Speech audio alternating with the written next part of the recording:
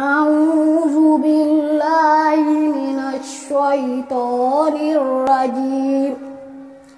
بسم الله الرحمن الرحيم.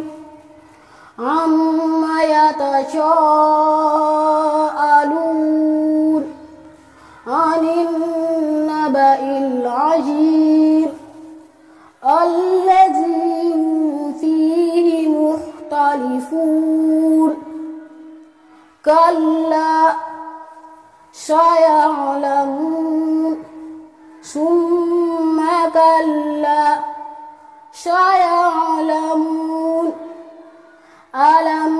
asalaamaaleykum mbokki julli yi mbokki taalibe yi institut islamique di daaray alquran gi ñu dippee sëriñ Mouhamadou Khardiata nekk diwaan bu Coowoor moo leen di yëgal tarib alquran bi nga xam ne daf koy amal at mu jot samedi le 23 avril 2022 fële ca Coowoor ci njiital jàmbaar ja bëgg lool alquran ñu naan ko Baye Mbaye Diop oustaz ak si njiitu al oustaz sëriñ Mouhamadan Niass di sëriñu daara yi nga xam ne moom moo di daaray sëriñ Mouhamadou Khardiata mbokk yi ñu ne bis bi bu ñu xëyee 9h moom la programme ba di door ginnaaw ba nu ko ubbee ay ñaan ci njiital imam ak chef de village ñu ciy soññe nag mbooleem koo xam ne waajuru donga nga wala mbooleem koo xam ne jàngalekat nga wala mbooleem koo xam ne alxuraan ñor na la ak li nga xam ne moom moo di daara kon mbokk yi le 23 avril 2022 moom la conférence daara Serigne Mouhamadou Khardiata Diop nekk diwaanu Coowoor di si woo yaayu daara yi nga xam ne yàgg nañoo jàppale daara waaye di ci woo tamit waa dëkk ba ak waa tund bi yépp di ñaan sunu borom dafa ñu tawfeex ba nu àgg sa ak jàmm ba daaray Serigne Mouhamadou Khardiata ñoo leen di ñaanal kooru jàmm.